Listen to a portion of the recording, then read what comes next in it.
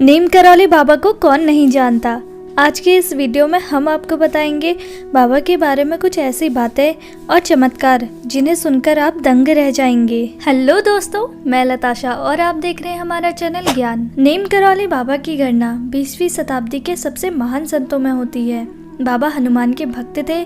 उन्हें 1960 और 70 के दशक में भारत यात्रा करने वाले कई अमेरिकियों के आध्यात्मिक गुरु होने के लिए भारत के बाहर जाना जाता है। इनके आश्रम कैची, वृंदावन, ऋषिकेश, शिमला, फर्रुखाबाद में खिमासेपुर के पास, नीम करौली गांव भारत में भूमि आधार, हनुमानगढ़ी और दिल्ली, ताओस, न्यू मैक्सिको, संयुक्त राज्य अमेरिका में है। बाबा का असली नाम लक्ष्मी नारायण शर्मा है।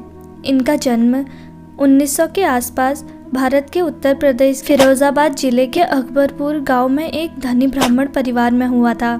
कहा जाता है कि बाबा को 17 साल की आयु में विद्या की प्राप्ति हो गई थी और 11 वर्ष की उम्र में विवाह। 1958 में बाबा ने अपने घर को त्याग दिया और पूरे उत्तर भारत में साधुओं की तरह विचरण करने लगे।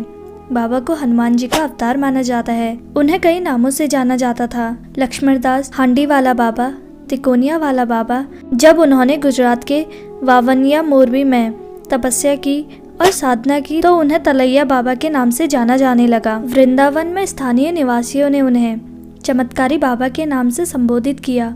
बाबा के भक्त केवल भारत में ही नहीं है बल्कि विदेशों में भी हैं। अभिनेत्री जूलिया रॉबर्ट, स्टीव जॉब्स और मार्क जुकरबर्ग भी उनके भक्तों में शामिल है। ये कैची धाम पहुंचकर बाबा की समाधि के दर्शन कर चुके हैं। बाबा का मुख्य आश्रम कैची धाम में स्थित है। बाबा कैची धाम आश्रम में अपने जीवन के अंतिम दशक में रहे।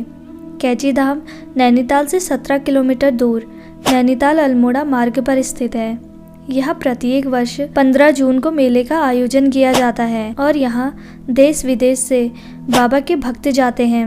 11 सितंबर 1973 में बाबा ने अंतिम सांस ली। वैसे तो बाबा के अनेकों चमत्कार प्रचलित हैं। यह किस्सा नीम करौली बाबा के भक्त रिचर्ड एल्बर्ट रामदास की किताब मिरेकल ऑफ लव नाम से लिया गया है। इसमें बुलेट प्रूफ कंबल नाम से एक घटना का जिक्र है। 1943 की वो रात और उत्तर प्रदेश का फतेहगढ़। नीम करौली बाबा अचानक यहाँ रह रहे अपने भक्त बुजुर्ग दंपत्ति के यहाँ पहुँच गए और कहने लगे कि आज रात यही रुकूंगा।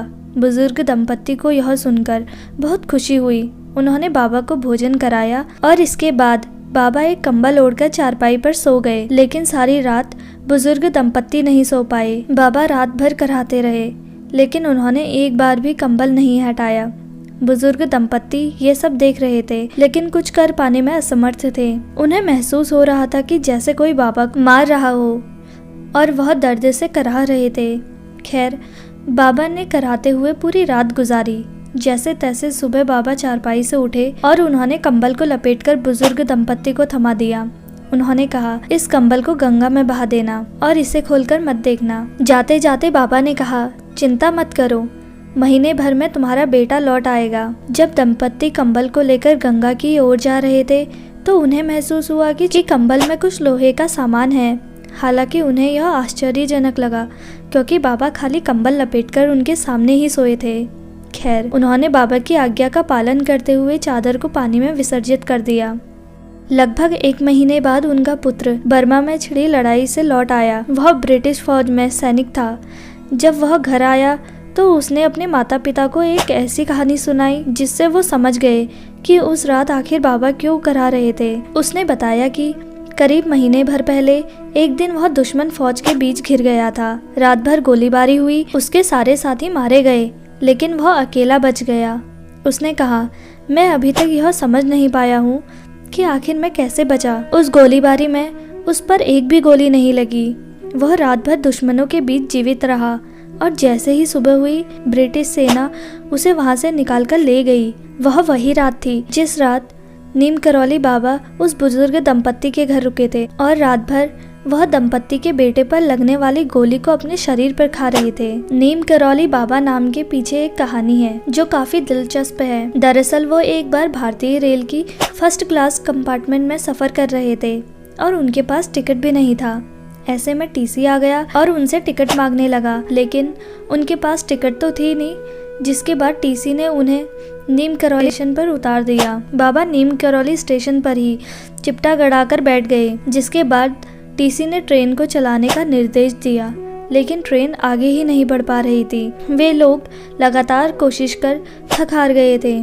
तब बाबा को जानने वाला लोकल मजिस्ट्रेट ने टीसी को बाबा से माफ़ी मांगने के लिए कहा, जिसके बाद टीसी ने बाबा से माफ़ी मांगी और उन्हें सम्मानपूर्वक ट्रेन में आने का आग्रह किया।